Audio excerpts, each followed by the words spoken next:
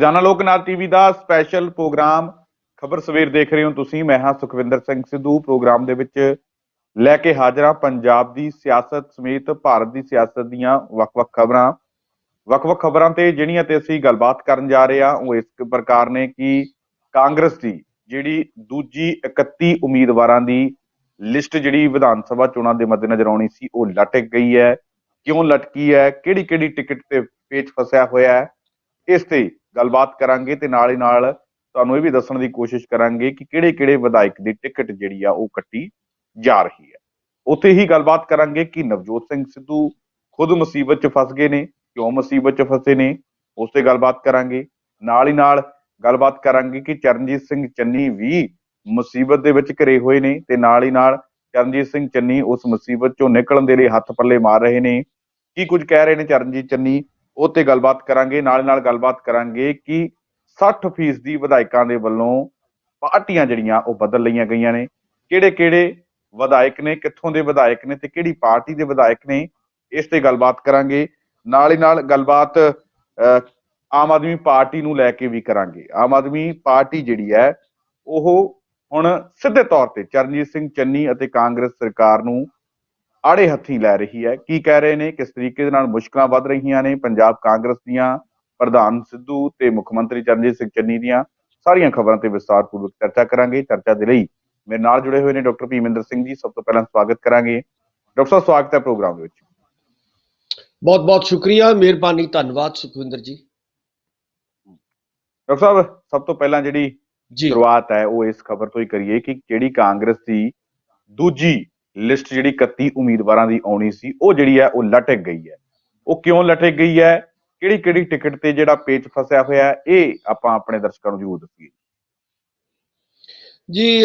ਬਿਲਕੁਲ ਤੁਹਾਡੀ ਗੱਲ ਠੀਕ ਹੈ ਕਿ ਇਸ ਵੇਲੇ ਕਿਉਂਕਿ ਸਮਾਂ ਬੜਾ ਘੱਟ ਰਹਿ ਗਿਆ ਚੋਣਾਂ ਦੇ ਵਿੱਚ, ਔਰ ਬਾਕੀ ਪਾਰਟੀਆਂ ਨੂੰ ਵੀ, ਚਾਹੇ ਕਾਂਗਰਸ ਹੈ ਜਾਂ ਜਿਹੜੀਆਂ ਦੂਸਰੀਆਂ ਬੀਜੇਪੀ ਦੀਆਂ ਕੁਝ ਸੀਟਾਂ ਅਜੇ ਬਾਕੀ ਨੇ, ਬਹੁਤ ਥੋੜੀਆਂ, ਮਤਲਬ ਕਹਿਣ ਤੋਂ ਭਾਵ ਹੈ ਕਿ ਇੱਦਾਂ ਦੀਆਂ ਜਿਹੜੀਆਂ ਨੇ ਪਾਰਟੀਆਂ ਬਚੀਆਂ ਨੇ ਜਿਨ੍ਹਾਂ ਦੇ ਉਮੀਦਵਾਰ ਬਾਕੀ ਨੇ। ਪਰ ਉਹਦੇ ਵਿੱਚ ਕਿਉਂਕਿ ਖਾਸ ਤੌਰ ਤੇ ਸਾਨੂੰ ਕਾਂਗਰਸ ਨੂੰ ਵੇਖਣਾ ਚਾਹੀਦਾ ਕਿਉਂਕਿ ਕਾਂਗਰਸ ਇਸ ਵੇਲੇ ਸੱਤਾ ਦੇ ਵਿੱਚ ਹੈ, ਔਰ ਸੱਤਾ ਦੇ ਵਿੱਚ ਹੁੰਦਿਆਂ ਉਹਨਾਂ ਦੀਆਂ ਜੇ ਟਿਕਟਾਂ ਲਟਕਦੀਆਂ ਨੇ ਤਾਂ ਇਹਦਾ ਮਤਲਬ ਹੈ ਕਿ ਕਾਫੀ ਪ੍ਰੋਬਲਮਸ ਜਿਹੜੀਆਂ ਨੇ, ਕਾਫੀ ਖਿੱਚੋਤਾਣ ਕਾਂਗਰਸ ਦੇ ਵਿੱਚ ਇਸ ਵੇਲੇ ਬਣੀ ਹੋਈ ਦਿਖਾਈ ਦੇ ਰਹੀ ਹੈ। ਉਹਦਾ ਵੱਡਾ ਕਾਰਨ ਇਹ ਹੈ ਕਿ ਪਿਛਲੇ ਦਿਨਾਂ ਦੇ ਵਿੱਚ ਜਿਹੜੀਆਂ ਲਗਾਤਾਰ 31 ਉਮੀਦਵਾਰਾਂ ਨੂੰ ਲੈ ਕੇ ਮੀਟਿੰਗਾਂ ਹੋ ਰਹੀਆਂ ਸੀਗੀਆਂ, ਉਹਦੇ ਉੱਤੇ ਸਹਿਮਤੀ ਬਣਦੀ ਨਜ਼ਰ ਨਹੀਂ ਆ ਰਹੀ। ਉਹਦਾ ਇੱਕ ਕਾਰਨ ਇਹ ਵੀ ਹੈ ਕਿ ਜਿਹੜੀਆਂ ਬੁਨਿਆਦੀ ਤੌਰ ਤੇ ਜਿਹੜੀਆਂ 5 ਸੀਟਾਂ ਨੇ, ਇਹ ਕਿਹਾ ਜਾ ਰਿਹਾ ਕਿ ਉਹਨਾਂ ਸੀਟਾਂ ਦੇ ਉੱਤੇ ਹਜੇ ਤੱਕ ਬੰਦੇ ਜਿਹੜੇ ਨੇ ਉਹ ਫਾਈਨਲ ਨਹੀਂ ਹੋ ਸਕੇ, ਔਰ ਉਹਦੇ ਲਈ ਹਾਈ ਕਮਾਂਡ ਨੇ ਬਕਾਇਦਾ ਤੌਰ ਤੇ ਇੱਕ ਕਮੇਟੀ ਵੀ ਬਣਾਈ ਹੈ, ਔਰ ਕਮੇਟੀ ਦੇ ਵਿੱਚ ਸੈਂਟਰਲ ਲੈਵਲ ਦੇ ਲੀਡਰ ਵੀ ਸ਼ਾਮਲ ਕੀਤੇ ਗਏ ਨੇ, ਔਰ ਪੰਜਾਬ ਦੇ ਲੀਡਰ ਵੀ, ਜਿਹੜੇ ਵੱਡੇ ਲੀਡਰ ਨੇ, ਖਾਸ ਤੌਰ ਤੇ ਚੰਨੀ ਜੀ ਔਰ ਸੁਨੀਲ ਜਾਖੜ ਜੀ ਨੇ, ਇਹਨਾਂ ਦੇ ਖਾਸ ਤੌਰ ਤੇ ਇਹਨਾਂ ਦਾ ਜਿਹੜਾ ਵਿਰੋਧ ਹੈ ਉਹ ਸਾਹਮਣੇ ਨਜ਼ਰ ਆ ਰਿਹਾ ਹੈ। ਔਰ ਇਹਦਾ ਵੱਡਾ ਕਾਰਨ ਇਹੀ ਹੈ ਕਿ ਕੁਝ ਜਿਹੜੇ ਨੇ ਚੰਨੀ ਸਾਹਿਬ ਉਹ ਮੌਜੂਦਾ ਜਿਹੜੇ ਸਿਟਿੰਗ MLA ਸਾਹਿਬਾਨ ਨੇ ਇਹਨਾਂ 5 ਸੀਟਾਂ ਦੇ ਉੱਤੇ, ਉਹਨਾਂ ਨੂੰ ਹੀ ਉਹ ਟਿਕਟਾਂ ਦੇਣਾ ਚਾਹੁੰਦੇ ਨੇ।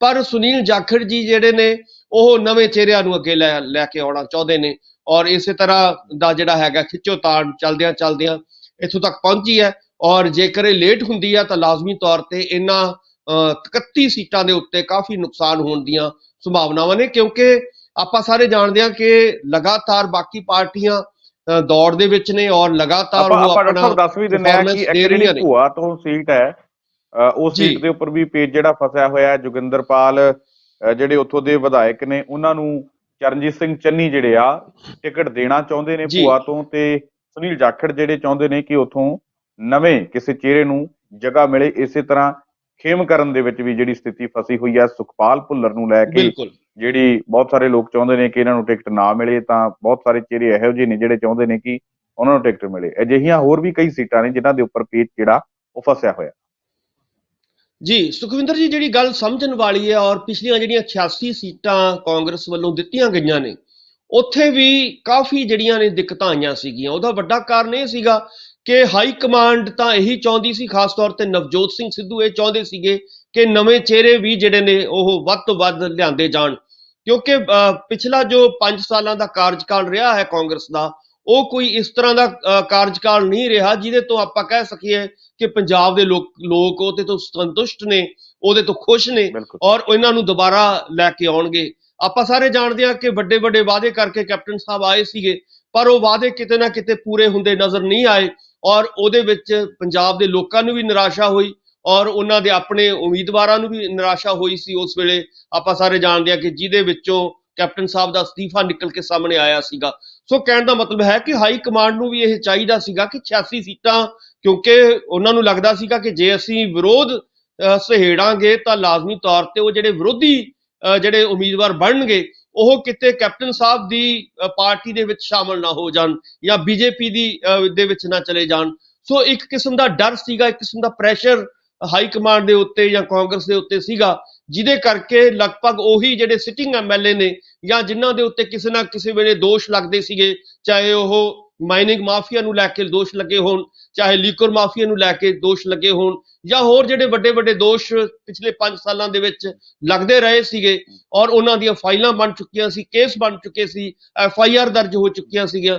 ਇਹਦੇ ਬਾਵਜੂਦ ਉਹਨਾਂ ਲੋਕਾਂ ਨੂੰ ਜਦੋਂ ਤੁਸੀਂ ਟਿਕਟ ਦਿੱਤੀ ਹੈ ਤਾਂ ਲਾਜ਼ਮੀ ਤੌਰ ਤੇ ਉਹ 86 ਜਿਹੜੀ ਲਿਸਟ ਆਈ ਸੀਗੀ 86 ਉਮੀਦਵਾਰਾਂ ਦੀ, ਉਹਦੇ ਵਿੱਚ ਵੀ ਕਾਫੀ ਜਿਹੜੇ ਨੇ ਇਦਾਂ ਦੇ ਲੋਕਾਂ ਨੂੰ ਸ਼ਾਮਲ ਕੀਤਾ ਗਿਆ ਸੀਗਾ। ਸੋ ਇਹੀ ਗੱਲ ਹੁਣ 31 ਉਮੀਦਵਾਰਾਂ ਦੇ ਟੁਕਦੀ ਨਜ਼ਰ ਆ ਰਹੀ ਹੈ ਕਿ ਇੱਕ ਪਾਸੇ ਜਿਹੜੀ ਹਾਈ ਕਮਾਂਡ ਹੈ ਉਹ ਇਹ ਵੀ ਚਾਹ ਰਹੀ ਹੈ ਕਿ ਅਸੀਂ ਵਿਰੋਧ ਜਿਹੜਾ ਹੈਗਾ ਇਹਨਾਂ ਦਾ ਮੁੱਲ ਨਾ ਲਈਏ ਤਾਂ ਕਿ ਇਹ ਲੋਕ ਜਿਹੜੇ ਨੇ ਕਿਤੇ ਦੂਜੀਆਂ ਪਾਰਟੀਆਂ ਦੇ ਵਿੱਚ ਜਾ ਕੇ ਸਾਡਾ ਜਿਹੜਾ ਹੈਗਾ ਕੰਮ ਖਰਾਬ ਨਾ ਕਰ ਦੇਣ। ਸੋ ਇਸ ਕਰਕੇ ਇਹ ਪ੍ਰੈਸ਼ਰ ਜਿਹੜਾ ਹੈਗਾ ਇਸ ਵੇਲੇ ਇਹੀ ਬਣਿਆ ਹੋਇਆ ਕਿ ਇਹ ਲੋਕ ਜਿਹੜੇ ਨੇ ਜੇ ਅਸੀਂ ਨਾਰਾਜ਼ ਕਰ ਲਾਂਗੇ ਔਰ ਜਿਵੇਂ ਅਸੀਂ ਮੋਗਾ ਦੀ ਸੀਟ ਦੇ ਉੱਤੇ ਦੇਖਿਆ ਹੈ, ਜਿਵੇਂ ਅਸੀਂ ਮਾਨਸਾ ਦੀ ਸੀਟ ਦੇ ਉੱਤੇ ਦੇਖਿਆ ਹੈ ਜਾਂ ਹੋਰ ਜਿਹੜੇ ਬਾਕੀ ਜਿੱਥੇ ਵਿਰੋਧ ਹੋਏ ਨੇ ਉਹਨਾਂ ਸੀਟਾਂ ਦੇ ਉੱਤੇ ਦੇਖਿਆ ਹੈ ਤਾਂ ਕਾਫੀ ਖਲਾਰਾ ਪੈਣ ਦੀਆਂ ਸੰਭਾਵਨਾਵਾਂ ਇਹਨਾਂ ਜਗ੍ਹਾ ਸਾਰੇ ਥਾਵਾਂ ਤੇ ਤਕਰੀਬਨ ਵਿਰੋਧ ਹੋ ਹੀ ਪਾ ਰਹੇ ਆ। 5-7 ਨਾਮ ਜਿਹੜੇ ਹਲੇ ਵੀ ਖੜੇ ਹੋਏ ਨੇ ਹਰ ਇੱਕ ਸੀਟ ਦੇ ਉੱਪਰ। ਸਕਰੀਨਿੰਗ ਕਮੇਟੀ ਵੀ ਜਿਹੜੀ ਹੈ ਇੱਕ ਨਾਮ ਦੇ ਉੱਪਰ ਸਹਿਮਤੀ ਨਹੀਂ ਬਣਾ ਪਾ ਰਹੀ ਜੀ। ਇਹੀ ਕਾਰਨ ਹੈ ਕਿ ਜਿੰਨੀ ਦੇਰ, ਕਿਉਂਕਿ ਇਸ ਵੇਲੇ ਹਾਈ ਕਮਾਂਡ ਨੂੰ ਜਾਂ ਸਕਰੀਨਿੰਗ ਕਮੇਟੀ ਨੂੰ ਇਸ ਵੇਲੇ ਇੱਕ ਫੈਸਲਾ ਲੈਣਾ ਪਏਗਾ ਔਰ ਜਾਂ ਤਾਂ ਦੇਖੋ ਉਹਨਾਂ ਨੂੰ ਸਿੱਧੇ ਤੌਰ ਤੇ ਕਹਿਣਾ ਪਏਗਾ ਕਿ ਤੁਹਾਨੂੰ ਕਿਤੇ ਹੋਰ ਐਡਜਸਟ ਕਰਾਂਗੇ ਜਾਂ ਜੇਕਰ ਨਹੀਂ ਹੋਏਗਾ ਇਹ ਤਾਂ ਲਾਜ਼ਮੀ ਤੌਰ ਤੇ ਇਹ ਜਿਹੜੇ 5 ਵੱਡੇ ਉਮੀਦਵਾਰ ਨੇ ਜਿਨ੍ਹਾਂ ਦੇ ਨਾਮ ਆ ਰਹੇ ਨੇ, ਬਾਰ-ਬਾਰ ਤੁਸੀਂ ਵੀ ਜ਼ਿਕਰ ਕੀਤਾ ਹੈ, ਤਾਂ ਇਹ ਲੋਕ ਜਿਹੜੇ ਨੇ ਬਾਕੀ ਪਾਰਟੀਆਂ ਖਾਸ ਤੌਰ ਤੇ ਕੈਪਟਨ ਸਾਹਿਬ ਦੇ ਨੇੜੇ ਮੰਨੇ ਜਾਂਦੇ ਨੇ ਔਰ ਕੈਪਟਨ ਸਾਹਿਬ ਵੱਲ ਜਾਂ ਬੀਜੇਪੀ ਵੱਲ ਇਹ ਜਿਹੜਾ ਇਹਨਾਂ ਦਾ ਝੁਕਾਅ ਜਿਹੜਾ ਹੈਗਾ ਆਉਣ ਵਾਲੇ ਦਿਨਾਂ ਦੇ ਵਿੱਚ ਤੁਸੀਂ ਵੇਖ ਸਕਦੇ ਹੋ। ਸੋ ਕਹਿਣ ਦਾ ਮਤਲਬ ਹੈ ਕਿ ਹਾਈ ਕਮਾਂਡ ਨੂੰ ਬਹੁਤ ਇਸ ਵੇਲੇ ਸੋਲਿਡ ਫੈਸਲਾ ਲੈਣਾ ਪਏਗਾ ਔਰ ਆਰ ਜਾਂ ਪਾਰ ਦੀ ਲੜਾਈ ਲੜਨੀ ਪਏਗੀ, ਨਹੀਂ ਤਾਂ ਇਹ ਖਲਾਰਾ ਜਿਹੜਾ ਹੈਗਾ ਵਾਧਾ ਅਗਲੇ ਜਿਹੜੀਆਂ ਚੋਣਾਂ ਜਦੋਂ ਹੋਣੀਆਂ ਨੇ ਉਦੋਂ ਤੱਕ ਚਲਾ ਜਾਏਗਾ ਔਰ ਉਹਦਾ ਨੁਕਸਾਨ ਕਾਂਗਰਸ ਪਾਰਟੀ ਨੂੰ ਬਹੁਤ ਵੱਡਾ ਹੋਣ ਦੀਆਂ ਸੰਭਾਵਨਾਵਾਂ ਨਜ਼ਰ ਆ ਰਹੀਆਂ ਨੇ। ਸੋ ਫਿਲਹਾਲ ਕਿਉਂਕਿ ਲੋਕਾਂ ਦੇ ਵਿੱਚ ਵਿਰੋਧ ਹੈ, ਕੱਲ ਵੀ ਜਿਹੜਾ ਆਪਾਂ ਨੇ ਸਾਰਿਆਂ ਨੇ ਦੇਖਿਆ ਕਿ ਧੂਰੀ ਤੋਂ ਵੀ ਵਿਰੋਧ ਹੋਇਆ ਹੈ ਔਰ ਇਸੇ ਤਰ੍ਹਾਂ ਬਾਕੀ ਜਿਹੜੇ ਨੇ ਉਮੀਦਵਾਰਾਂ ਦਾ ਲਗਾਤਾਰ ਜਿਹੜਾ ਵਿਰੋਧ ਹੋਈ ਜਾ ਰਿਹਾ। ਜਦੋਂ ਪਹਿਲਾਂ ਨਵਜੋਤ ਤੇ ਕੈਪਟਨ ਅਮਰਿੰਦਰ ਸਿੰਘ ਦੀ ਲੜਾਈ ਚੱਲ ਰਹੀ ਸੀ ਤਾਂ ਉਦੋਂ ਲੱਗਦਾ ਸੀ ਕਿ ਹੁਣ ਨਵਜੋਤ ਪ੍ਰਧਾਨ ਬਣ ਗਏ, ਹੁਣ ਜਿਹੜੇ ਕਲੇਸ਼ ਥੰਮ ਜੂਗਾ। ਫਿਰ ਉਸ ਤੋਂ ਬਾਅਦ ਲੱਗਿਆ ਕਿ ਹੁਣ ਕੈਪਟਨ ਵੀ ਬਦਲੇ ਗਏ, ਹੁਣ ਕਲੇਸ਼ ਥੰਮ ਜੂਗਾ। ਫਿਰ ਵੀ ਕਲੇਸ਼ ਨਹੀਂ ਥਮਿਆ। ਫਿਰ ਲੱਗਿਆ ਕਿ ਟਿਕਟਾਂ ਦੀ ਅਨਾਊਂਸਮੈਂਟ ਤੋਂ ਬਾਅਦ ਕਲੇਸ਼ ਥੰਮ ਜੂ, ਉਸ ਤੋਂ ਬਾਅਦ ਵੀ ਨਹੀਂ ਥਮਿਆ। ਇਹ ਲਗਾਤਾਰ ਵਧੀ ਜਾ ਰਿਹਾ ਜੀ। ਇਹਦਾ ਵੱਡਾ ਕਾਰਨ ਜਿਹੜਾ ਵਿਰੋਧ ਵਧਣ ਦਾ ਕਾਰਨ ਇਹੀ ਹੈ ਕਿ ਹਾਈ ਕਮਾਂਡ ਦਾ ਜਿਹੜਾ ਕੰਟਰੋਲ ਹੈ ਆਪਣੇ ਸਟੇਟ ਦੇ ਉੱਤੇ ਹੋਣਾ ਚਾਹੀਦਾ, ਜਿਸ ਕਿਸਮ ਦਾ ਅਨੁਸ਼ਾਸਨਬੱਧ ਹੋਣਾ ਚਾਹੀਦਾ, ਡਿਸਪਲਿਨ ਪਾਰਟੀ ਦੇ ਵਿੱਚ ਹੋਣਾ ਚਾਹੀਦਾ ਔਰ ਉਹਦੀ ਜ਼ਿੰਮੇਵਾਰੀ ਹਾਈ ਕਮਾਂਡ ਦੀ ਜਿਹੜੀ ਲੀਡਰਸ਼ਿਪ ਤੇ ਹੁੰਦੀ ਹੈ, ਉਹ ਉਸ ਕਿਸਮ ਦੀ ਜ਼ਿੰਮੇਵਾਰੀ ਮੇਰਾ ਖਿਆਲ ਹੈ ਕਿ ਕਿਤੇ ਨਾ ਕਿਤੇ ਖੁੰਝਦੀ ਨਜ਼ਰ ਆ ਰਹੀ ਹੈ ਕਾਂਗਰਸ ਔਰ ਉਹਦਾ ਫਾਇਦਾ ਜਿਹੜੀ ਸਟੇਟ ਦੀ ਲੀਡਰਸ਼ਿਪ ਹੈ ਉਹ ਉਠਾ ਰਹੀ ਹੈ ਔਰ ਆਪਣੇ ਚਹੇਤਿਆਂ ਨੂੰ ਜਿਹੜੇ ਨੇ ਜਿਹਦਾ ਵੀ ਦਾਅ ਲੱਗ ਰਿਹਾ ਹੈ, ਚਾਹੇ ਆਪਾਂ ਵੱਡੇ ਚਿਹਰੇ ਦੇਖਦੇ ਹਾਂ, ਚੰਨੀ ਸਾਹਿਬ ਇੱਕ ਪਾਸੇ ਨੇ ਉਹ ਆਪਣੇ ਆਪਣੇ ਚਹੇਤਿਆਂ ਨੂੰ ਅੱਗੇ ਲਿਆ ਰਹੇ ਨੇ, ਇਸੇ ਤਰ੍ਹਾਂ ਸੁਨੀਲ ਜਾਖੜ ਜੀ ਆਪਣੇ ਚਹੇਤਿਆਂ ਨੂੰ ਅੱਗੇ ਲਿਆ ਰਹੇ ਨੇ। ਸੋ ਕਹਿਣ ਦਾ ਮਤਲਬ ਇਹੀ ਹੈ ਕਿ ਜੇਕਰ ਕੰਟਰੋਲ ਨਹੀਂ ਤੁਹਾਡਾ ਹੁੰਦਾ ਹਾਈ ਕਮਾਂਡ ਦਾ ਔਰ ਵੱਡੇ ਫੈਸਲੇ ਨਹੀਂ ਲੈਂਦੀ ਹਾਈ ਕਮਾਂਡ, ਸਖਤ ਫੈਸਲੇ ਨਹੀਂ ਲਏਗੀ, ਅਨੁਸ਼ਾਸਨਬੱਧ ਪਾਰਟੀ ਨੂੰ ਨਹੀਂ ਕਰੇਗੀ, ਤਾਂ ਉਹਦਾ ਨੁਕਸਾਨ ਤੁਸੀਂ ਦੇਖੋਗੇ ਕਿ ਆਉਣ ਵਾਲੇ ਦਿਨਾਂ ਦੇ ਵਿੱਚ ਕਾਂਗਰਸ ਨੂੰ ਵੱਡੇ ਪੱਧਰ ਤੇ ਹੋ ਸਕਦਾ ਹੈ। ਸੋ ਕਹਿਣ ਦਾ ਮਤਲਬ ਹੈ ਕਿ ਕਾਂਗਰਸ ਨੂੰ ਇਸ ਵੇਲੇ ਇਹੀ ਚਾਹੀਦਾ ਹੈ ਕਿ ਸਖਤ ਫੈਸਲੇ ਲਵੇ, ਅਨੁਸ਼ਾਸਨਬੱਧ ਪਾਰਟੀ ਨੂੰ ਕਰੇ ਔਰ ਜਲਦੀ ਤੋਂ ਜਲਦੀ ਟਿਕਟਾਂ ਦੀ ਅਨਾਉਂਸਮੈਂਟ ਜਿਹੜੀ ਹੈਗੀ, ਜਿਹੜੇ ਵੀ ਬੰਦੇ ਉਹਨਾਂ ਨੂੰ ਲੱਗਦਾ ਹੈ ਕਿ ਜਿਵੇਂ ਇੱਕ ਤਰੀਕ ਰੱਖਿਆ ਗਿਆ ਸੀਗਾ ਕਿ ਅਸੀਂ ਵਿਨੇਬਿਲਿਟੀ ਦੇਖਾਂਗੇ ਮੈਰਿਟ ਦੇਖਾਂਗੇ ਔਰ ਅਸੀਂ ਇੱਕ ਉਮੀਦਵਾਰ ਜਿਹੜਾ ਹੈਗਾ ਇੱਕ ਪਰਿਵਾਰ ਦੇ ਵਿੱਚੋਂ ਦੇਵਾਂਗੇ। ਜੇਕਰ ਇਹਨਾਂ ਅਸੂਲਾਂ ਦੇ ਉੱਤੇ ਪਾਰਟੀ ਚੱਲਦੀ ਹੈ ਤਾਂ ਲਾਜ਼ਮੀ ਤੌਰ ਤੇ ਇਹ ਅਸੂਲ ਜਿਹੜੇ ਨੇ ਰੱਖਣੇ ਚਾਹੀਦੇ ਨੇ, ਵਿਨੇਬਿਲਿਟੀ ਦੇਖਣੀ ਚਾਹੀਦੀ ਹੈ, ਸਰਵੇ ਕਰਾ ਕੇ ਜਿਹੜਾ ਹੈਗਾ ਉਹ ਸਾਰੀਆਂ ਚੀਜ਼ਾਂ ਦੁੱਧ ਪਰ ਦਾ ਦੁੱਧ 86 ਪਾਣੀ ਦਾ ਟਿਕਟਾਂ ਦੇ ਪਾਣੀ ਵਿੱਚ ਹੋਣਾ ਇਹ ਕੁਝ ਚਾਹੀਦਾ ਦੇਖਣ ਨੂੰ ਨਹੀਂ ਮਿਲਿਆ ਡਾਕਟਰ ਸਾਹਿਬ। 86 ਟਿਕਟਾਂ ਦੇ ਵਿੱਚ ਜੀ। ਇਹ ਉਹਦਾ ਕਾਂਗਰਸ ਕਾਰਨ ਦੇ ਵੱਲੋਂ ਉਹਦਾ ਦੇਖਣ ਨੂੰ ਨਹੀਂ। ਬਿਲਕੁਲ ਬਿਲਕੁਲ ਜੀ, ਜਿਹੜੀ ਮੈਂ ਗੱਲ ਕੀਤੀ ਹੈ ਸੁਖਵਿੰਦਰ ਜੀ, ਉਹ ਇਹੀ ਕੀਤੀ ਹੈ ਕਿ ਪ੍ਰੈਸ਼ਰ ਸੀਗਾ ਇਸ ਵੇਲੇ। ਪ੍ਰੈਸ਼ਰ ਇਹ ਸੀਗਾ ਕਿ pressure ਜੇਕਰ ਇਹਨਾਂ ਦੇ ਵਿੱਚ ਵਿਨੇਬਿਲਿਟੀ ਦੇਖੀ ਜਾਊਗੀ ਔਰ ਮੈਰਿਟ ਦੇਖੀ ਜਾਊਗੀ ਤਾਂ ਇਹੀ ਲੋਕ ਜਿਹੜੇ ਨੇ ਜਿਨ੍ਹਾਂ ਦੇ ਉੱਤੇ ਮੈਂ ਫੇਰ ਕਵਾਂਗਾ ਕਿ ਬਾਰ-ਬਾਰ ਦੋਸ਼ ਲੱਗਦੇ ਸੀਗੇ ਕਿ ਇਹ ਦਾਗੀ ਮੰਤਰੀ ਨੇ ਜਾਂ ਦਾਗੀ ਉਮੀਦਵਾਰ ਨੇ, ਔਰ ਉਹਨਾਂ ਨੂੰ ਜੇ ਤੁਸੀਂ ਦੁਬਾਰਾ ਟਿਕਟ ਦਿੱਤੀ ਹੈ ਇਹਦਾ ਮਤਲਬ ਇਹੀ ਹੈ ਕਿ ਪ੍ਰੈਸ਼ਰ ਇਹੀ ਸੀਗਾ ਕਿ ਕਿਤੇ ਇਹ ਉਮੀਦਵਾਰ ਦੂਜੀਆਂ ਪਾਰਟੀਆਂ ਦੇ ਵਿੱਚ ਨਾ ਚਲੇ ਜਾਣ, ਖਾਸ ਤੌਰ ਤੇ ਕੈਪਟਨ ਸਾਹਿਬ ਦੇ ਖੇਮੇ ਦੇ ਵਿੱਚ ਨਾ ਚਲੇ ਜਾਣ, ਬੀਜੇਪੀ ਦੇ ਖੇਮੇ ਦੇ ਵਿੱਚ ਨਾ ਚਲੇ ਜਾਣ। ਆਪਾਂ ਨੇ ਦੇਖਿਆ ਹੀ ਹੈ, ਚਾਹੇ ਰਾਣਾ ਗੁਰਮੀਤ ਸੋਢੀ ਦੀ ਗੱਲ ਕਰੀਏ ਜਾਂ ਹੋਰ ਜਿਹੜੇ ਨੇ ਬੜੇ ਵੱਡੇ ਫਤਿਹ ਜੰਗ ਬਾਜਵਾ ਦੀ ਗੱਲ ਕਰੀਏ, ਜਿਹੜੇ ਲੋਕ ਆ ਚਲੇ ਵੀ ਗਏ ਨੇ। ਬਿਲਕੁਲ ਉਹ ਚਲੇ ਵੀ ਗਏ ਸੀ ਔਰ ਉਸ ਕਾਫੀ ਤੋਂ ਪਾਰਟੀਆਂ ਦੇ ਦਰਵਾਜ਼ੇ ਖੁੱਲੇ ਵੀ ਹੈ ਕਿਉਂਕਿ ਭਾਜਪਾ ਨੇ ਵੀ ਹਲੇ ਇੰਤਜ਼ਾਰ ਕਰ ਰਹੀਆਂ ਨੇ। ਉਮੀਦਵਾਰ ਨਹੀਂ ਪੂਰੇ ਅਨਾਉਂਸਮੈਂਟ ਕੀਤੀ, ਕੈਪਟਨ ਨੇ ਵੀ ਨਹੀਂ ਕੀਤੀ, ਤਾਂ ਕਿਤੇ ਨਾ ਕਿਤੇ ਉਹਨਾਂ ਨੂੰ ਝਾਕ ਵੀ ਸੀਗੀ। ਡਾਕਟਰ ਸਾਹਿਬ ਆਪਾਂ ਅਗਲੀ ਖਬਰ ਦੀ ਗੱਲਬਾਤ ਕਰੀਏ ਤਾਂ ਚਰਨਜੀਤ ਸਿੰਘ ਚੰਨੀ ਜਿਹੜੇ ਆ ਉਹ ਮਜੀਠੀਆ ਦੀ ਪ੍ਰੈਸ ਕਾਨਫਰੰਸ ਤੋਂ ਬਾਅਦ ਆਪਣੇ ਆਪ ਨੂੰ ਬਚਾਉਣ ਦੇ ਲਈ ਹੱਥ ਪੱਲੇ ਮਾਰ ਰਹੇ ਨੇ। ਉਹ ਇਹ ਗੱਲ ਕਹਿ ਰਹੇ ਨੇ ਕਿ ਮਜੀਠੀਆ ਪਹਿਲਾਂ ਆਪਣੇ ਦੋਸ਼ਾਂ ਦਾ ਸਬੂਤ ਦੇਣ। ਕੀ ਲੱਗਦਾ ਹੈ ਕਿ ਆਪਣੇ ਦੋਸ਼ਾਂ ਤੋਂ ਬਚਣ ਦੇ ਲਈ ਚਰਨਜੀਤ ਸਿੰਘ ਚੰਨੀ ਜੋ ਦੂਜਿਆਂ ਤੇ ਦੋਸ਼ ਲਗਾ ਰਹੇ ਨੇ ਇਸ ਤਰੀਕੇ ਦੇ ਨਾਲ ਬਚਿਆ ਜਾ ਸਕਦਾ? ਤੇ ਨਾਲ ਹੀ ਨਾਲ ਜਿਹੜੇ ਸਬੂਤ ਮਜੀਠੀਆ ਨੇ ਦਿੱਤੇ ਕਿ ਭੁਪਿੰਦਰ ਸਿੰਘ ਹਨੀ ਕਿਸ ਤਰੀਕੇ ਦੇ ਨਾਲ ਚਰਨਜੀਤ ਸਿੰਘ ਚੰਨੀ ਦੇ ਨਾਲ ਸਰਕਾਰੀ ਤੇ ਨਿੱਜੀ ਸਮਾਗਮਾਂ ਦੇ ਵਿੱਚ ਸ਼ਾਮਿਲ ਹੁੰਦਾ ਰਿਹਾ, ਉਸ ਤੇ ਚੰਨੀ ਨੇ ਇਹ ਗੱਲ ਕਹੀ ਕਿ ਮੇਰਾ ਰਿਸ਼ਤੇਦਾਰ ਹੈ, ਸ਼ਾਮਿਲ ਤਾਂ ਮੇਰੇ ਨਿੱਜੀ ਸਮਾਗਮਾਂ 'ਚ ਹੋਊਗਾ ਪਰ ਸਰਕਾਰੀ ਸਮਾਗਮਾਂ 'ਚ ਸ਼ਾਮਿਲ ਹੋਣ ਦੇ ਬਾਰੇ ਉਹ ਜਵਾਬ ਨਹੀਂ ਦੇ ਪਾਏ। ਨਾਲ ਹੀ ਨਾਲ ਗੱਲ ਇਹ ਵੀ ਹੈ ਕਿ ਜੇ ਸਿਰਫ ਜਿਹੜੇ ਘਰ ਦੇ ਸਮਾਗਮਾਂ ਦੇ ਵਿੱਚ ਸ਼ਾਮਿਲ ਹੁੰਦਾ ਸੀ ਤਾਂ ਉਹਦੀ ਐਡੀ ਕਿੱਡੀ ਕੁ ਹੈਸੀਅਤ ਸੀ ਕਿ ਉਹਨੂੰ ਸਿਕਿਉਰਿਟੀ ਦੇ ਲਈ ਜਿਪਸੀ ਗਨਮੈਨ ਕਮਾਂਡੋ ਜਿਹੜੀ ਮਿਲ ਜਾਂਦੀ ਹੈ। ਤਾਂ ਫਿਰ ਕਿਤੇ ਨਾ ਕਿਤੇ ਚਰਨਜੀਤ ਸਿੰਘ ਚੰਨੀ ਦੀ ਸਿਆਸੀ ਸਰਪ੍ਰਸਤੀ ਤਾਂ ਜ਼ਰੂਰ ਹੈਗੀ ਹੈ। ਸੁਖਵਿੰਦਰ ਜੀ ਦੇਖੋ, ਇਸ ਕੇਸ ਨੂੰ ਅਸੀਂ ਸਿਰਫ ਇਹ ਕਹਿ ਕੇ ਕਿ ਚੰਨੀ ਸਾਹਿਬ ਦਾ ਰਿਸ਼ਤੇਦਾਰ ਹੈ ਉਹ, ਔਰ ਇਸ ਲਈ ਅਸੀਂ ਇਸ ਨੂੰ ਸਾਰੇ ਕੇਸ ਨੂੰ ਇਗਨੋਰ ਕਰ ਦਈਏ।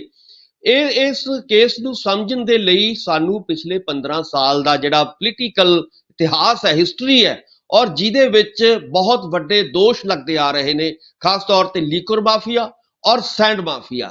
ਔਰ ਆਪਾਂ ਨੇ ਸਾਰੇ ਜਾਣਦੇ ਹਾਂ ਕਿ ਪਿਛਲੇ ਲੰਮੇ ਸਮੇਂ ਤੋਂ, ਚਾਹੇ ਜਦੋਂ ਅਕਾਲੀ ਦਲ ਬੀਜੇਪੀ ਦਾ ਦੌਰ ਸੀਗਾ 10 ਸਾਲਾਂ ਦਾ, ਉਹਦੇ ਵਿੱਚ ਵੀ ਸੈਂਡ ਮਾਫੀਆ ਨੂੰ ਲੈ ਕੇ ਬੜੇ ਵੱਡੇ ਦੋਸ਼ ਲੱਗੇ ਸੀਗੇ। ਵੱਖ-ਵੱਖ ਜਿੱਥੇ-ਜਿੱਥੇ ਨਦੀਆਂ ਨੇ ਔਰ ਜਿੱਥੇ-ਜਿੱਥੇ ਪੰਜਾਬ ਦੇ ਵਾਤਾਵਰਨ ਨੂੰ, ਪੰਜਾਬ ਦੇ ਮਿੱਟੀ ਨੂੰ, ਪੰਜਾਬ ਦੀ ਉਸ ਮਹਾਨ ਜਿਹੜੀ ਜਿੱਥੇ ਅਸੀਂ ਰਹਿੰਦੇ ਹਾਂ ਉਹਨਾਂ ਨਦੀਆਂ ਨੂੰ ਜਦੋਂ ਉਹਦੇ ਵਿੱਚੋਂ ਲਗਾਤਾਰ ਆਪਾਂ ਕਹਿ ਸਕਦੇ ਹਾਂ, ਇੱਕ ਜਿਹੜੀ ਰਿਪੋਰਟ ਸਾਹਮਣੇ ਆਈ ਹੈ ਪਿਛਲੇ ਦਿਨਾਂ ਦੇ ਵਿੱਚ, ਮੈਂ ਪੜ੍ਹ ਰਿਹਾ ਸੀਗਾ ਕਿ 70% ਜਿਹੜੀ ਲੈਂਡ ਜਿਹੜੀ ਹੈਗੀ ਹੈ ਉਹਦੇ ਵਿੱਚੋਂ ਕੱਢੀ ਜਾ ਰਹੀ ਹੈ ਨਦੀਆਂ ਚੋਂ, ਯਾਨੀ ਕਿ ਨਜਾਇਜ਼ 70% ਜਿਹੜੀ ਹੈਗੀ ਹੈ ਨਜਾਇਜ਼ ਜਿਹੜਾ ਹੈਗਾ ਰੇਤਾ ਕੱਢਿਆ ਜਾ ਰਿਹਾ ਔਰ ਉਹਦਾ ਸਿੱਧਾ ਅਸਰ ਜਿਹੜਾ ਹੈਗਾ ਪੰਜਾਬ ਦੇ ਵਾਤਾਵਰਨ ਦੇ ਉੱਤੇ ਪੈ ਰਿਹਾ। ਸੋ ਨਤੀਜਾ ਕੀ ਨਿਕਲੇਗਾ? ਇਸ ਵੇਲੇ 50,000 ਕਰੋੜ ਰੁਪਈਆ ਜਿਹੜਾ ਸੀਗਾ ਕਿਸੇ, ਆਪਾਂ ਕਹਿ ਸਕਦੇ ਹਾਂ ਕਿ ਜਿਹੜਾ ਪੰਜਾਬ ਦੇ ਖਜ਼ਾਨੇ 'ਚ ਜਮਾ ਹੋਣਾ ਸੀਗਾ, ਔਰ ਇਹਨਾਂ ਲੋਕਾਂ ਨੇ ਜਿਹੜੀ ਗੱਲ ਕਰ ਰਹੇ ਨਹੀਂ ਸੀਗੇ ਨਾ ਕਿਹੜੇ ਨਵਜੋਤ ਸਿੰਘ ਸਿੱਧੂ ਕੇ 25-75 ਦੀ ਗੇਮ ਚੱਲ ਰਹੀ ਹੈ, ਉਹ ਇਹੀ ਮਾਫੀਏ ਦੀ ਸੀਗੀ। ਲੈਂਡ ਮਾਫੀਆ ਔਰ ਸੈਂਡ ਮਾਫੀਆ ਜਿਹੜਾ ਲਗਾਤਾਰ ਇਹੀ ਗੱਲ ਨਵਜੋਤ ਸਿੰਘ ਸਿੱਧੂ ਕਰਦੇ ਨਜ਼ਰ ਆ ਰਹੇ ਸੀਗੇ ਕਿ ਭਾਈ ਇਹ ਗੱਲਾਂ ਖਤਮ ਨਹੀਂ ਹੋਈਆਂ ਜਿਹੜੀਆਂ ਅਕਾਲੀ ਦਲ ਵੇਲੇ ਚੱਲ ਰਹੀਆਂ ਸੀਗੀਆਂ, ਔਰ ਉਹੀ ਲੈਂਡ ਮਾਫੀਆ ਜਿਹੜਾ ਸੀਗਾ ਉਹੀ ਇਹਨਾਂ ਵੱਖ-ਵੱਖ ਨਦੀਆਂ ਚੋਂ ਜਿਹੜਾ ਸੀਗਾ, ਆਪਾਂ ਸਾਰੇ ਜਾਣਦੇ ਹਾਂ ਕਿ ਨਜਾਇਜ਼ ਮਾਈਨਿੰਗ ਹੋ ਰਹੀ ਸੀਗੀ। ਉਹੀ ਗੱਲਾਂ ਜਿਹੜੀਆਂ ਨੇ ਕਾਂਗਰਸ ਦੇ ਵੇਲੇ ਲਾਗੂ ਰਹੀਆਂ, ਹੁੰਦੀਆਂ ਰਹੀਆਂ।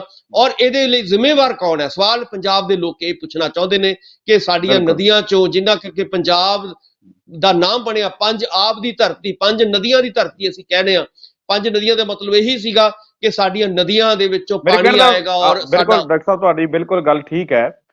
ਮੇਰੇ ਕਹਿਣ ਦਾ ਮਤਲਬ ਇਹ ਸੀਗਾ ਚਰਨਜੀਤ ਸਿੰਘ ਚੰਨੀ ਹੋਰੀ ਜਿਹੜੇ ਆ ਮਜੀਠੀਆ ਦੇ ਉੱਪਰ ਇਲਜ਼ਾਮ, ਠੀਕ ਆ, ਮਜੀਠੀਆ ਦੇ ਉੱਪਰ ਤੁਸੀਂ FIR ਦਰਜ ਕਰਤੀ, ਤੁਸੀਂ ਆਪਣਾ ਕੰਮ ਕਰਤਾ, ਉਸ ਤੋਂ ਬਾਅਦ ਕੋਰਟ ਨੇ ਉਹਨਾਂ ਨੂੰ ਰਾਹਤ ਦੇਤੀ, ਠੀਕ ਆ, ਦੇਤੀ। ਹੁਣ ਤੁਸੀਂ ਆਪਣੇ ਕੇਸ ਦੀ ਗੱਲ ਕਰੋ ਨਾ, ਉਹਦੇ ਕੇਸ ਦੀ ਗੱਲ ਕਰਕੇ ਤੁਸੀਂ ਆਪਣੇ ਆਪ ਨੂੰ ਬਚਾ ਨਹੀਂ ਸਕਦੇ। ਭੁਪਿੰਦਰ ਸਿੰਘ ਹਨੀ ਇੱਕ ਆਮ ਪਰਿਵਾਰ ਦੇ ਵਿੱਚੋਂ ਗਨਮੈਨ ਲੈ ਜਾਂਦਾ ਹੈ, ਜਿਪਸੀ ਲੈ ਜਾਂਦਾ ਹੈ, ਤੁਹਾਡੇ ਨਾਲ ਸਰਕਾਰੀ ਤੇ ਨਿੱਜੀ ਸਮਾਗਮਾਂ ਦੇ ਵਿੱਚ ਸ਼ਾਮਿਲ ਹੁੰਦਾ ਹੈ, ਵੱਖ-ਵੱਖ ਮੰਤਰੀਆਂ ਦੇ ਨਾਲ ਫੋਟੋਆਂ ਖਿਚਵਾਉਂਦਾ ਹੈ। ਇਸ ਕਰਕੇ ਇਹੀ ਮੰਤਰੀ ਜਿਹੜੀ ਤਰਜੀਹ ਉਸ ਨੂੰ ਦੇ ਰਹੇ ਹੋਣਗੇ ਕਿ ਸਾਡੇ ਸੀਐਮ ਦੇ, ਸਾਡੇ ਪਹਿਲਾਂ ਜੋ ਚਰਨਜੀਤ ਸਿੰਘ ਚੰਨੀ ਮੰਤਰੀ ਸੀ ਉਸ ਟਾਈਮ ਤੋਂ ਸਾਡੇ ਜਿਹੜੇ ਮੰਤਰੀ ਨੇ ਉਹਨਾਂ ਦੇ ਰਿਸ਼ਤੇਦਾਰ ਨੇ ਭੁਪਿੰਦਰ ਸਿੰਘ ਹੈਨੀ, ਇਸੇ ਕਰਕੇ ਮੰਤਰੀ ਉਹਨਾਂ ਨੂੰ ਤਰਜੀਹ ਦਿੰਦੇ ਸੀ ਸਰਕਾਰੀ ਸਮਾਗਮਾਂ 'ਚ ਵੀ। ਤਾਂ ਚਰਨਜੀਤ ਸਿੰਘ ਚੰਨੀ ਦੇ ਨਿੱਜੀ ਸਮਾਗਮਾਂ 'ਚ ਚਲੋ ਆਪਾਂ ਛੱਡ ਵੀ ਦਈਏ ਕਿ ਰਿਸ਼ਤੇਦਾਰੀ ਹੈ ਕਿ ਜਾਂਦਾ ਰਹੂ, ਗਨਮੈਨ ਮਿਲਣੀ, ਜਿਪਸੀ ਮਿਲਣੀ, 10 ਕਰੋੜ ਰੁਪਈਆ ਕੈਸ਼ ਮਿਲਣਾ, ਤਾਂ ਹੋਰ ਪਤਾ ਨਹੀਂ ਕੀ ਕੀ ਹੋਊਗਾ। ਤੇ ਮੰਤਰੀਆਂ ਨਾਲ ਫੋਟੋ, ਮੰਤਰੀਆਂ ਦੇ ਵੱਲੋਂ ਤਰਜੀਹ ਦਿੱਤਾ ਜਾਣਾ, ਇਹ ਸਾਫ਼ ਸੰਕੇਤ ਦਿੰਦਾ ਹੈ ਕਿ ਚਰਨਜੀਤ ਸਿੰਘ ਚੰਨੀ ਦੀ ਸਿਆਸੀ ਸਰਪ੍ਰਸਤੀ ਜਿਹੜੀ ਆ ਉਹ ਜ਼ਰੂਰ ਸੀਗੀ। ਕਿਤੇ ਨਾ ਕਿਤੇ ਚਰਨਜੀਤ ਸਿੰਘ ਚੰਨੀ ਮੁਸ਼ਕਲਾਂ ਦੇ ਵਿੱਚ ਘਿਰਦੇ ਨਜ਼ਰ ਆ ਰਹੇ ਨੇ। ਡਾਕਟਰ ਸਾਹਿਬ, ਜਿੱਥੇ ਚਰਨਜੀਤ ਸਿੰਘ ਚੰਨੀ ਜੀ ਮੁਸ਼ਕਲਾਂ 'ਚ ਘਿਰਦੇ ਨਜ਼ਰ ਆ ਰਹੇ ਨੇ, ਉੱਥੇ ਨਵਜੋਤ ਸਿੰਘ ਸਿੱਧੂ ਵੀ ਮੁਸ਼ਕਲਾਂ ਦੇ ਵਿੱਚ ਘਿਰਦੇ ਨਜ਼ਰ ਆ ਰਹੇ ਨੇ, ਕਿਉਂਕਿ ਹੁਣ ਉਹਨਾਂ ਦੇ ਜਿਹੜੇ ਪ੍ਰਮੁੱਖ ਸਲਾਹਕਾਰ ਨੇ ਮੁਹੰਮਦ ਮੁਸਤਫਾ, ਸਾਬਕਾ ਡੀਜੀਪੀ, ਉਹਨਾਂ ਦੇ ਵੱਲੋਂ ਇੱਕ ਅਜਿਹਾ ਵਿਵਾਦਿਤ ਬਿਆਨ ਦੇ ਦਿੱਤਾ ਗਿਆ। ਮੈਂ ਚਾਹੂੰਗਾ ਕਿ ਉਹ ਵੀ ਤੁਸੀਂ ਦਰਸ਼ਕਾਂ ਨੂੰ ਦੱਸਿਓ ਕਿ ਕੀ ਬਿਆਨ ਹੈ। ਉਸ ਨੂੰ ਲੈ ਕੇ ਨਵਜੋਤ ਸਿੰਘ ਸਿੱਧੂ ਮੁਸ਼ਕਲਾਂ ਦੇ ਵਿੱਚ ਨੇ ਤੇ ਖੁਦ ਡੀਜੀਪੀ, ਸਾਬਕਾ ਡੀਜੀਪੀ ਮੁਸਤਫਾ ਵੀ ਮੁਸ਼ਕਲਾਂ 'ਚ ਨੇ। ਕਿਵੇਂ ਦੇਖਦੇ ਹੋ ਕਿ ਨਵਜੋਤ ਪਹਿਲਾਂ ਤਾਂ ਆਪਣੇ ਇੱਕ ਸਲਾਹਕਾਰ ਮਾਲਵਿੰਦਰ ਸਿੰਘ ਮਾਲੀ ਦੇ ਕਰਕੇ ਮੁਸੀਬਤ ਦੇ ਵਿੱਚ ਘਿਰੇ ਰਹੇ, ਉਹਨਾਂ ਦੇ ਬਿਆਨਾਂ ਦੇ ਕਰਕੇ ਹੁਣ ਸਾਬਕਾ ਡੀਜੀਪੀ ਮੁਹੰਮਦ ਮੁਸਤਫਾ ਨੇ ਵੱਡੀ ਮੁਸ਼ਕਲ ਖੜੀ ਕਰਤੀ। ਇਹ ਸਲਾਹਕਾਰ ਹੁੰਦੇ ਤਾਂ ਇਸ ਕਰਕੇ ਆ ਕਿ ਸਲਾਹਾਂ ਦੇ ਕੇ ਭਾਈ ਔਖੀ ਘੜੀ ਦੇ ਵਿੱਚੋਂ ਲੀਡਰ ਨੂੰ ਕੱਢਣ, ਪਰ ਇਹ ਫਸਾਈ ਜਾ ਰਹੇ ਆ। ਕਿਵੇਂ ਦੇਖਦੇ ਹੋ ਡਾਕਟਰ ਸਾਹਿਬ? ਜੀ ਸੁਖਵਿੰਦਰ ਜੀ, ਦੇਖੋ ਪੰਜਾਬ ਵਾਹਿਦ ਇੱਕ ਐਸਾ ਸਟੇਟ ਹੈ ਜਿਹਦੇ ਵਿੱਚ ਸਭ ਤੋਂ ਵੱਧ ਧਰਮ ਨਿਰਪੱਖਤਾ ਹੈ। ਜਿਹੜੀ ਅਸੀਂ ਕਹਿੰਦੇ ਹਾਂ ਕਿ ਸਾਡੇ ਪ੍ਰੈਂਬਲ ਦੇ ਵਿੱਚ ਲਿਖੀ ਹੈ ਕਿ ਭਾਰਤ ਇੱਕ ਧਰਮ ਨਿਰਪੱਖ ਜਿਹੜਾ ਹੈਗਾ ਦੇਸ਼ ਹੈਗਾ। ਸੋ ਉਹਦਾ ਮਤਲਬ ਇਹੀ ਹੈ ਕਿ ਇੱਥੇ ਸਾਰੇ ਧਰਮ ਜਿਹੜੇ ਨੇ, ਖਾਸ ਤੌਰ ਤੇ ਮਲੇਰਕੋਟਲਾ ਵਰਗੀ ਜਗ੍ਹਾ, ਔਰ ਜਿੱਥੇ ਕਿ ਗੁਰੂ ਸਾਹਿਬਾਨ ਦੇ ਹੱਕ ਦੇ ਵਿੱਚ ਔਰ ਛੋਟੇ ਸਾਹਿਬਜ਼ਾਦਿਆਂ ਦੇ ਹੱਕ ਦੇ ਵਿੱਚ ਹਾਂ ਦਾ ਨਾਰਾ ਮਾਰਿਆ ਗਿਆ ਸੀਗਾ, ਔਰ ਉਹ ਇੱਕ ਜਿਹੜਾ ਐਸਾ ਇਲਾਕਾ ਹੈ ਜਿਹੜਾ ਕਿ ਸਾਰੇ ਧਰਮਾਂ ਨੂੰ ਨਾਲ ਲੈ ਕੇ ਚੱਲਦਾ ਹੈ।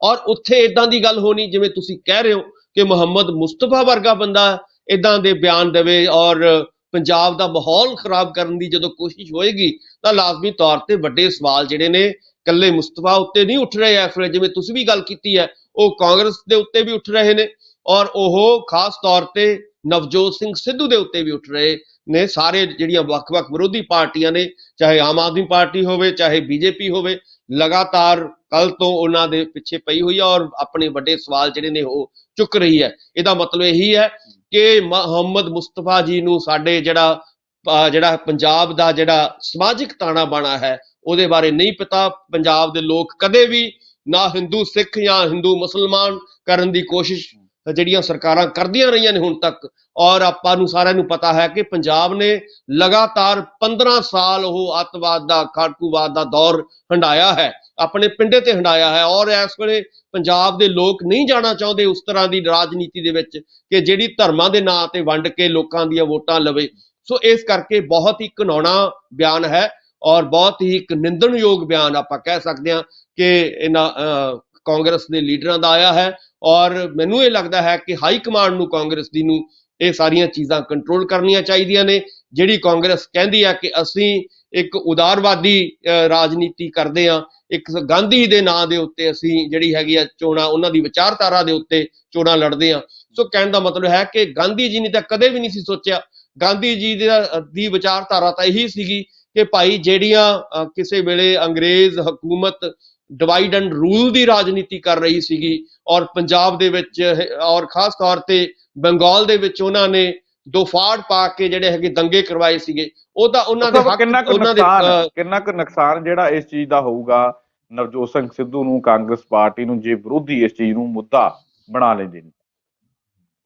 ਦੇਖੋ, ਮੁੱਦਾ ਆਲਰੇਡੀ ਬਣ ਚੁੱਕਿਆ ਹੈ ਸੁਖਵਿੰਦਰ ਜੀ। ਇਹ ਤਾਂ ਹੈ ਨਹੀਂ ਕਿ ਹੁਣ ਨਵਾਂ ਕੋਈ ਮੁੱਦਾ ਬਣੇਗਾ। ਮੁੱਦਾ ਕਾਫੀ ਵੱਡੇ ਪੱਧਰ ਦੇ ਉੱਤੇ, ਇਹਨੂੰ ਕਹਿ ਸਕਦਾ ਕਿ ਨੈਸ਼ਨਲ ਲੈਵਲ ਦੇ ਉੱਤੇ ਮੁੱਦਾ ਜਿਹੜਾ ਹੈਗਾ ਬਣ ਗਿਆ। ਇਕੱਲੇ ਹੁਣ ਪੰਜਾਬ ਤੱਕ ਮੁੱਦਾ ਨਹੀਂ ਰਿਹਾ, ਹੁਣ ਜਿਹੜੇ ਨੈਸ਼ਨਲ ਲੈਵਲ ਦੇ ਲੀਡਰ ਨੇ ਦੋਨਾਂ ਦੇ, ਜਿਹੜੇ ਆਮ ਆਦਮੀ ਪਾਰਟੀ ਦੇ ਵੀ ਔਰ ਬੀਜੇਪੀ ਦੇ ਵੀ, ਔਰ ਇਸ ਸਾਰੇ ਮਸਲੇ ਦੇ ਵਿੱਚ ਉਹ ਇੰਟਰਵੀਨ ਕਰ ਚੁੱਕੇ ਨੇ, ਦਖਲਅੰਦਾਜ਼ੀ ਉਹਨਾਂ ਦੀ ਹੋ ਚੁੱਕੀ ਹੈ ਔਰ ਬਿਆਨ ਤੇ ਬਿਆਨ ਲਗਾਤਾਰ ਉਹਨਾਂ ਦੇ ਆ ਰਹੇ ਨੇ।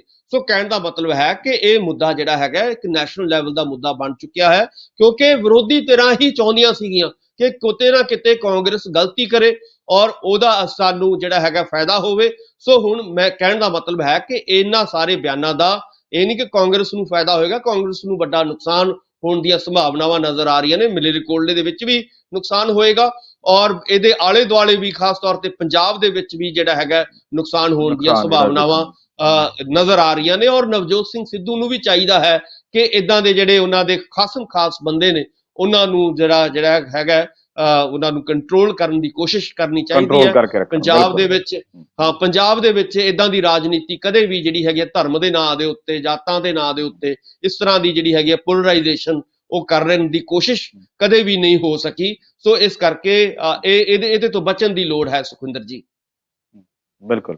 ਤਾਂ ਉੱਥੇ ਅਗਲੀ ਖਬਰ ਦੀ ਆਪਾਂ ਗੱਲਬਾਤ ਕਰੀਏ। ਡਾਕਟਰ ਸਾਹਿਬ, ਵੋਟਾਂ ਦਾ ਮਾਹੌਲ ਹੈ, ਆਪਾਂ ਗਾਣਿਆਂ ਦੇ ਵਿੱਚ ਵੀ ਸੁਣਦੇ ਰਹੇ ਹਾਂ ਕਿ ਵੋਟਾਂ ਦੇ ਵਿੱਚ ਦਲ ਬਦਲੀਆਂ ਦਾ ਦੌਰ ਜਿਹੜਾ ਸ਼ੁਰੂ ਹੋ ਜਾਂਦਾ ਹੈ। ਤਾਂ ਉਸੇ ਤਰੀਕੇ ਦੇ ਨਾਲ ਪਿਛਲੇ 5 ਸਾਲਾਂ ਦੇ ਵਿੱਚ ਗੋਆ ਦੇ ਵਿੱਚ ਕਹਿੰਦੇ 60% ਅੱਧ ਤੋਂ ਜ਼ਿਆਦਾ ਵਿਧਾਇਕਾਂ ਨੇ ਪਾਰਟੀਆਂ ਬਦਲਤੀਆਂ।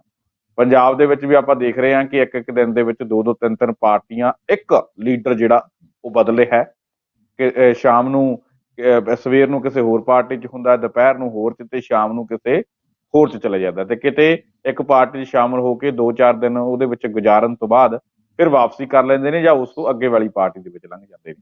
ਤਾਂ ਗੋਆ ਦੇ ਵਿੱਚ 60% ਜਿਹੜਾ ਵਿਧਾਇਕਾਂ ਦਾ ਇਹ ਰਿਕਾਰਡ ਜਿਹੜਾ ਨਵਾਂ ਬਣਿਆ 5 ਸਾਲਾਂ ਦੇ ਵਿੱਚ 60% ਵਿਧਾਇਕਾਂ ਨੇ ਪਾਰਟੀਆਂ ਬਦਲੀਆਂ। ਜਿਹੜਾ ਰੁਝਾਨ ਚੱਲਿਆ ਲੀਡਰਾਂ ਦਾ ਡਾਕਟਰ ਸਾਹਿਬ ਪੰਜਾਬ ਦੇ ਵਿੱਚ ਵੀ ਆਪਾਂ ਵੱਡੇ ਪੱਧਰ ਤੇ ਦੇਖ ਰਹੇ ਹਾਂ, ਇਹ ਰੁਝਾਨ ਨੂੰ ਤੁਸੀਂ ਕਿਵੇਂ ਦੇਖਦੇ ਹੋ? ਕਿੰਨਾ ਕੁ ਨੁਕਸਾਨਦੇਹ ਹੋ ਸਕਦਾ ਆਮ ਲੋਕਾਂ ਦੇ ਲਈ, ਸਿਆਸਤ ਦੇ ਲਈ, ਚਾਹੇ ਉਹ ਪੰਜਾਬ ਦੀ ਹੋਵੇ ਚਾਹੇ ਭਾਰਤ ਦੀ ਹੋਵੇ? ਕਿਵੇਂ ਦੇਖਦੇ ਹੋ ਇਸ ਰੁਝਾਨ ਨੂੰ? ਜੀ ਸੁਖਵਿੰਦਰ ਜੀ, ਇਹ ਰੁਝਾਨ ਜਿਹੜਾ ਹੈਗਾ ਭਾਰਤੀ ਲੋਕਤੰਤਰ ਦੇ ਲਈ ਬਹੁਤ ਇੱਕ ਮਾੜਾ ਰੁਝਾਨ ਕਹਿ ਸਕਦੇ ਹਾਂ। ਔਰ ਇਹਦਾ ਕਾਰਨ ਕੀ? ਕਾਰਨ ਆਪਾਂ ਕਿਉਂ ਲੋਕੀ ਬਦਲਦੇ ਆ? ਕਿਉਂਕਿ ਉਹ ਸੱਤਾ ਵਿੱਚ ਰਹਿਣਾ ਚਾਹੁੰਦੇ ਨੇ। ਹੁਣ ਸੱਤਾ 'ਚ ਕਿਉਂ ਰਹਿਣਾ ਚਾਹੁੰਦੇ ਨੇ? ਸੱਤਾ 'ਚ ਇਸ ਲਈ ਰਹਿਣਾ ਚਾਹੁੰਦੇ ਨੇ ਕਿ ਪੂਰੀ ਦੁਨੀਆ ਦੇ ਵਿੱਚ ਵਾਹਿਦ ਇੱਕ ਭਾਰਤੀ ਰਾਜਨੀਤੀ ਹੈ, ਇੱਕੋ ਹੀ ਜਿਹੜੀ ਇੱਕ ਐਸਾ ਮੁਲਕ ਹੈ ਜਿੱਥੇ ਕਿ ਰਾਜਨੀਤੀ ਸਿਰਫ ਤੇ ਸਿਰਫ ਵਪਾਰ ਬਣ ਚੁੱਕੀ ਹੈ, ਬਿਜ਼ਨਸ ਬਣ ਚੁੱਕੀ ਹੈ। ਯਾਨੀ ਕਿ ਕਹਿਣ ਦਾ ਮਤਲਬ ਹੈ ਕਿ ਤੁਸੀਂ ਪੈਸੇ ਲਗਾਓ ਪਹਿਲਾਂ ਔਰ ਬਾਅਦ ਦੇ ਵਿੱਚ 5 ਸਾਲ ਲੋਕਾਂ ਨੂੰ ਲੁੱਟੋ ਔਰ ਪੂਰੇ ਦੇ ਪੂਰੇ, ਜਿਵੇਂ ਹੁਣ ਆਪਾਂ ਹੀ ਗੱਲ ਕਰਕੇ ਹਟਿਆ ਕਿ ਜਿਹੜਾ ਹੈਗਾ ਲੈਂਡ ਮਾਫੀਆ, ਸੈਂਡ ਮਾਫੀਆ ਦਾ ਮਤਲਬ ਹੈ ਕਿ ਤੁਹਾਡਾ ਕਿਉਂ ਰਾਜਨੀਤੀ ਹੋ ਰਹੀ ਹੈ? ਕਿਉਂਕਿ ਇਹ ਸਾਰੇ ਮਾਫੀਏ ਦੇ ਉੱਤੇ ਕੰਟਰੋਲ ਹੁੰਦਾ ਤੁਹਾਡਾ ਔਰ ਤੁਸੀਂ 25-75 ਦੀ ਗੇਮਾਂ ਜਿਹੜੀਆਂ ਨੇ ਉਹ ਚੱਲਦੀਆਂ ਨੇ, ਆਪਾਂ ਸਾਰੇ ਜਾਣਦੇ ਹਾਂ। ਕਿਉਂ ਉਹ ਦਲ ਬਦਲਦੇ ਨੇ? ਇਸ ਲਈ ਬਦਲਦੇ ਨੇ ਤਾਂ ਕਿ ਅਸੀਂ ਉਸ ਬਿਜ਼ਨਸ ਨੂੰ, ਆਪਣੇ ਵਪਾਰ ਨੂੰ, ਆਪਣਾ ਜਿਹੜਾ ਮੁਨਾਫੇ ਨੇ ਉਹਨਾਂ ਨੂੰ ਅਸੀਂ ਕਾਇਮ ਰੱਖ ਸਕੀਏ। ਸੋ ਇਹੀ ਕਾਰਨ ਹੈ ਕਿ ਇਸ ਲਾਲਚ ਦੇ ਵਿੱਚ ਜਦੋਂ ਆਪਾਂ ਸਾਰੇ ਜਾਣਦੇ ਆ ਕਿ ਰਾਜਨੀਤੀ ਹੋਣੀ ਤਾਂ ਸੇਵਾ ਚਾਹੀਦੀ ਹੈ ਕਿ ਅਸੀਂ ਲੋਕਾਂ ਦੀ ਸੇਵਾ ਕਰਨੀ ਹੈ, ਪਰ ਕੀ ਹੋ ਰਿਹਾ ਕਿ ਸੇਵਾ ਦੀ ਥਾਂ ਦੇ ਉੱਤੇ ਮੇਵਾ ਜਿਹੜਾ ਹੈਗਾ ਉਹ ਖਾਣ ਦੀ ਕੋਸ਼ਿਸ਼ ਹੈ। ਔਰ ਹੁਣ ਕੀ ਹੈ ਕਿ ਹੁਣ ਦੂਜੀ ਵੱਡੀ ਗੱਲ ਜਿਹੜੀ ਹੋ ਰਹੀ ਹੈ, ਜਿਹੜੀ ਕਿ ਪੂਰੀ ਦੁਨੀਆ ਦੇ ਵਿੱਚ ਨਹੀਂ ਹੋਈ, ਕਿਤੇ ਵੀ ਨਹੀਂ ਹੋਈ, ਉਹ ਹੈ ਕਿ ਵਿਰਾਸਤ ਦੇ ਵਿੱਚ, ਕਿ ਸਿਆਸਤ ਹੁਣ ਵਿਰਾਸਤ ਦੇ ਵਿੱਚ ਮਿਲ ਰਹੀ ਹੈ। ਯਾਨੀ ਕਿ ਇੱਕ ਤੋਂ ਬਾਅਦ ਦੂਜੀ ਪਰਿਵਾਰ, ਫਿਰ ਤੀਜਾ, ਫਿਰ ਉਹਦੇ ਪੋਤੇ ਪੜੋਤੇ ਜਿਹੜੇ ਨੇ ਉਹ ਸਿਆਸਤ ਦੇ ਵਿੱਚ ਇਸ ਲਈ ਆ ਰਹੇ ਨੇ ਕਿਉਂਕਿ ਇਹਦੇ ਵਿੱਚ ਅੰਤਾਂ ਦਾ ਮੁਨਾਫਾ ਹੈ। ਆਪਾਂ ਸਾਰੇ ਦੇਖਿਆ ਹੈ ਪਿਛਲੇ ਦਿਨਾਂ ਦੇ ਵਿੱਚ ਜੋ ਯਾਨੀ ਕਿ ਕੱਲਾ ਇੱਕ ਪਰਿਵਾਰ ਨਹੀਂ, ਉਹਦੇ ਅੱਗੇ ਰਿਸ਼ਤੇਦਾਰ ਵੀ, ਉਹਦੇ ਦੋਸਤ ਮਿੱਤਰ ਵੀ ਕਰੋੜਾਂ ਅਰਬਾਂ ਰੁਪਈਆਂ ਦੇ ਵਿੱਚ ਖੇਡਦੇ ਨੇ ਕਿਉਂਕਿ ਉਹਦੇ ਵਿੱਚ ਉਹ ਹੱਥ ਰੱਖਦੇ ਨੇ ਆਪਣੇ ਵਪਾਰ ਦੇ ਵਿੱਚੋਂ। ਸੋ ਕਹਿਣ ਦਾ ਮਤਲਬ ਹੈ ਕਿ ਬਿਜ਼ਨਸ ਇੱਕ ਵਪਾਰ ਬਣਾ ਦਿੱਤਾ ਇਹਨਾਂ ਲੀਡਰਾਂ ਨੇ। ਔਰ ਭਾਰਤ ਦੇ ਵਿੱਚ ਜਿਹੜਾ ਆਪਾਂ ਸਾਰੇ ਦੇਖਦੇ ਹਾਂ ਕਿ ਲਗਾਤਾਰ ਦਲ ਬਦਲ ਦਾ ਕਾਰਨ ਇਹੀ ਹੈ ਕਿ ਜਿੱਥੇ ਇਹਨਾਂ ਨੂੰ ਫਾਇਦਾ ਹੁੰਦਾ ਹੈ, ਜਿਹੜੀ ਪਾਰਟੀ ਸੱਤਾ 'ਚ ਆ ਜਾਂਦੀ ਹੈ, ਉਹ ਸਾਰੀਆਂ ਪਾਰਟੀਆਂ, ਗੋਆ ਦੇ ਵਿੱਚ ਵੀ ਇਦਾਂ ਹੀ ਹੋਇਆ ਹੈ ਕਿਉਂਕਿ ਉਹਨਾਂ ਨੂੰ ਲੱਗਦਾ ਸੀਗਾ ਕਿ ਆਪਾਂ ਸਾਰੇ ਜਾਣਦੇ ਆ ਕਿ ਬੀਜੇਪੀ ਸੱਤਾ 'ਚ ਆ ਗਈ ਸੀਗੀ ਔਰ ਸਾਰੇ ਲੋਕ ਦੂਜੀਆਂ ਪਾਰਟੀਆਂ, ਕਾਂਗਰਸ ਨੂੰ ਛੱਡ ਕੇ ਉਹ ਬੀਜੇਪੀ ਦੇ ਵਿੱਚ ਸ਼ਾਮਲ ਹੋ ਗਏ ਔਰ ਪੂਰੇ ਦੇ ਪੂਰੇ ਉਹਨਾਂ ਨੇ ਹੱਥ ਰੰਗੇ ਵਪਾਰ ਦੇ ਵਿੱਚ, ਬਿਜ਼ਨਸ ਦੇ ਵਿੱਚ ਔਰ ਕਰੋੜਾਂ ਰੁਪਈਆਂ ਦਾ ਮੁਨਾਫਾ ਉਹਨਾਂ ਨੇ ਕਮਾਇਆ। ਸੋ ਇਹੀ ਗੱਲਾਂ ਬਾਕੀ ਸਟੇਟਾਂ ਦੇ ਵਿੱਚ ਹੋ ਰਹੀਆਂ ਨੇ ਜਿੱਥੇ ਉਹਨਾਂ ਨੂੰ ਲੱਗਦਾ ਹੈ ਕਿ ਅਸੀਂ ਵੱਧ ਤੋਂ ਵੱਧ ਮੁਨਾਫਾ ਕਮਾ ਸਕਦੇ ਹਾਂ। ਔਰ ਹੁਣ ਕੀ ਹੈ, ਹੁਣ ਪੰਜਾਬ ਦੇ ਵਿੱਚ ਇਸ ਲਈ ਬੀਜੇਪੀ ਦੇ ਵਿੱਚ ਜਾ ਰਹੇ ਨੇ ਕਿਉਂਕਿ ਸੈਂਟਰ ਦੇ ਵਿੱਚ ਉਹਨਾਂ ਦੀ ਸੱਤਾ ਹੈ, ਸੈਂਟਰ ਦੇ ਵਿੱਚ ਉਹ ਕੁਝ ਨਾ ਕੁਝ ਲੈਣਾ ਚਾਹੁੰਦੇ ਨੇ। ਇਸੇ ਲਈ ਕੈਪਟਨ ਸਾਹਿਬ ਦੀ ਤੁਸੀਂ ਹਾਲਤ ਦੇਖ ਲਓ, ਇਸੇ ਤਰ੍ਹਾਂ ਤੁਸੀਂ ਰਾਣਾ ਗੁਰਮੀਤ ਸੋਢੀ ਦੀ ਦੇਖ ਲਓ ਔਰ ਫਤਿਹ ਜੰਗ ਬਾਜਵਾ ਦੀ ਦੇਖ ਲਓ। ਉਹ ਇਸ ਲਈ ਗਏ ਨੇ ਕਿਉਂਕਿ ਉਹਨਾਂ ਨੂੰ ਲੱਗਦਾ ਹੈ ਕਿ ਸੈਂਟਰ ਦੇ ਵਿੱਚ ਤਾਂ ਸੱਤਾ ਇਹਨਾਂ ਦੀ ਹੈਗੀ ਹੈ ਔਰ ਅਸੀਂ ਕੁਝ ਨਾ ਕੁਝ ਲੈ ਡੁੱਬਾਂਗੇ। ਸੋ ਕਹਿਣ ਦਾ ਮਤਲਬ ਹੈ ਕਿ ਇਹ ਸਾਰੇ ਲਾਲਚੀ ਲੋਕ ਜਿਹੜੇ ਨੇ ਇਹ ਸੇਵਾ ਲਈ ਨਹੀਂ ਆਉਂਦੇ ਰਾਜਨੀਤੀ ਦੇ ਵਿੱਚ, ਇਹ ਸਿਰਫ ਤੇ ਸਿਰਫ ਆਪਣੇ ਪੈਸੇ ਇਕੱਠੇ ਕਰਨ ਦੇ ਲਈ, ਆਪਣਾ ਜਿਹੜਾ ਹੈਗਾ ਹੋਰ ਤਰੱਕੀਆਂ ਲੈਣ ਦੇ ਲਈ, ਇਸ ਲਈ ਉਹਨਾਂ ਦੇ ਲਾਲਚ ਦੇ ਵਿੱਚ ਇਹ ਆ ਕੇ ਦਲ ਬਦਲੀ ਕਰਦੇ ਆ ਸੁਖਿੰਦਰ ਜੀ। ਬਿਲਕੁਲ। ਤਾਂ ਡਾਕਟਰ ਸਾਹਿਬ ਤੁਸੀਂ ਸਾਡੇ ਨਾਲ ਇਸ ਪ੍ਰੋਗਰਾਮ ਦੇ ਵਿੱਚ ਜੁੜੇ, ਤੁਹਾਡਾ ਬਹੁਤ ਬਹੁਤ ਧੰਨਵਾਦ। ਬਹੁਤ ਬਹੁਤ ਸ਼ੁਕਰੀਆ, ਮਿਹਰਬਾਨੀ, ਧੰਨਵਾਦ। ਤਾਂ ਇਹ ਸਨ ਡਾਕਟਰ ਭੀਮਿੰਦਰ ਸਿੰਘ ਜੀ, ਜਿਨ੍ਹਾਂ ਦੇ ਵੱਲੋਂ ਇਹਨਾਂ ਅਹਿਮ ਖਬਰਾਂ ਦੇ ਉੱਪਰ ਸਾਡੇ ਨਾਲ ਗੱਲਬਾਤ ਕੀਤੀ ਗਈ ਹੈ। ਉਮੀਦ ਕਰਦੇ ਹਾਂ ਕਿ ਡਾਕਟਰ ਸਾਹਿਬ ਦੇ ਨਾਲ ਕੀਤੀ ਗੱਲਬਾਤ ਤੁਹਾਨੂੰ ਜ਼ਰੂਰ ਪਸੰਦ ਆਈ ਹੋਊ। ਦੁਬਾਰਾ ਫਿਰ ਮਿਲਾਂਗੇ ਇਸ ਪ੍ਰੋਗਰਾਮ ਦੇ ਵਿੱਚ, ਤਦ ਤੱਕ ਲਈ ਦਿਓ ਇਜਾਜ਼ਤ। ਧੰਨਵਾਦ। ਬਿਲਕੁਲ ਸਰ, ਜੋਤਿਸ਼ਿਕ ਵਿਦਿਆ ਇੱਕ ਐਸਟ੍ਰੋਲੋਜਰ ਰੋਹਿਤ ਜੋਸ਼ੀ ਦਾ ਸਾਰੀ ਦੁਨੀਆ ਨੂੰ ਖੁੱਲਾ ਚੈਲੰਜ। ਕੀ ਤੁਸੀਂ ਜ਼ਿੰਦਗੀ ਦੇ ਕਿਸੇ ਵੀ ਸਮੱਸਿਆ ਤੋਂ ਪਰੇਸ਼ਾਨ ਹੋ? ਕੀ ਤੁਹਾਡੇ ਵਿਆਹ 'ਚ ਹੋ ਰਹੀ ਹੈ ਦੇਰੀ? ਕੀ ਤੁਸੀਂ ਸੰਤਾਨ ਸੁੱਖ ਤੋਂ ਵਾਂਝੇ ਹੋ? ਕੀ ਤੁਹਾਨੂੰ ਮਨਚਾਹਾ ਪਿਆਰ ਨਹੀਂ ਮਿਲ ਰਿਹਾ? ਕੀ ਤੁਸੀਂ ਲਗਾਉਣਾ ਚਾਹੁੰਦੇ ਲਾਟਰੀ ਦਾ ਸਹੀ ਨੰਬਰ? ਕੀ ਤੁਹਾਨੂੰ ਨੌਕਰੀ ਨਹੀਂ ਮਿਲ ਰਹੀ? ਕੀ ਤੁਹਾਡਾ ਵੀਜ਼ਾ ਨਹੀਂ ਲੱਗ ਰਿਹਾ? ਕੀ ਤੁਸੀਂ ਵਿਦੇਸ਼ 'ਚ ਪੱਕਾ ਹੋਣਾ ਚਾਹੁੰਦੇ ਹੋ? ਧਨ ਦੀ ਕਮੀ, ਬਿਮਾਰੀ ਤੋਂ ਪਰੇਸ਼ਾਨੀ, ਘਰ ਬੈਠੇ ਬਿਠਾਏ ਹੀ ਕੀਤਾ ਜਾਵੇਗਾ ਤੁਹਾਡੀਆਂ ਸਮੱਸਿਆਵਾਂ ਦਾ ਸਮਾਧਾਨ। ਫੀਸ ਕਮ ਹੋਣ ਤੋਂ ਬਾਅਦ ਇਹਨਾਂ ਸਾਰੀਆਂ ਸਮੱਸਿਆਵਾਂ ਦੇ ਪੱਕੇ ਹੱਲ ਲਈ ਇੱਕ ਵਾਰ ਜ਼ਰੂਰ ਐਸਟ੍ਰੋਲੋਜਰ ਰੋਹਿਤ ਜੋਸ਼ੀ ਜੋ ਕਰਦੇ ਨੇ ਫ੍ਰੀ ਸੇਵਾ, ਫ੍ਰੀ ਸਮਾਧਾਨ। 99 968 26 004।